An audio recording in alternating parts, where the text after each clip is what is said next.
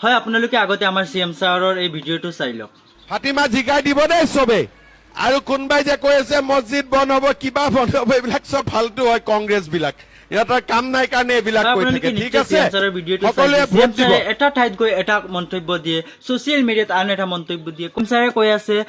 মুছলমানৰ মছজিদ বিলাক কংগ্ৰেছে ভাঙে এইবিলাক কংগ্ৰেছে ভাঙি আছে নে এই তলত যিবিলাক ভিডিঅ' ক্লিপ চলি আছে এইবিলাক কংগ্ৰেছে ভাঙি আছে নেকি এইবিলাক আপুনি ভাঙি আছে আপোনাৰ কথাৰ কোনো ঠিকানা নাই আপোনাৰ কথাৰ কোনো মূল্য নাই আপুনি এটা ঠাইত এটা কথা কয় আনটো ঠাইত গৈ আন এটা কথা কয় আপুনি এটা সংবাদ মাধ্যমত কৈছে আপুনি যেতিয়ালৈকে CMৰ কুৰ্চীত আছে তেতিয়ালৈকে অসমৰ মুছলমানৰ কোনো কনসিডাৰ নাই আপুনি এনেকুৱা মন্তব্য কৰিছে আৰু আপুনি মুছলমান এৰিয়াত মিটিংত গৈ আপুনি কয় মুছলমানৰ মছজিদ কেইটা আমি নাভাঙো কংগ্ৰেছে ভাঙে এইবিলাক কংগ্ৰেছে ভাঙি আছে নেকি CM ছাৰ আপুনি কথাৰ কোনো মূল্য নাই আপোনাৰ কোনো ভাষণৰ মূল্য নাই আৰু কৈছো আমাৰ মুছলমান সমাজৰ সকলো মানুহক কৈছো সকলো একগোট হ'ব লাগে আৰু এই CMক আমি বদলাব লাগে 2026ত আমি নতুনকৈ চৰকাৰ গঠন কৰিব লাগে চৰকাৰে এটা জাতিক টাৰ্গেট কৰিল তেও হৈছে সকলো জাতি জনগোষ্ঠীৰ চৰকাৰ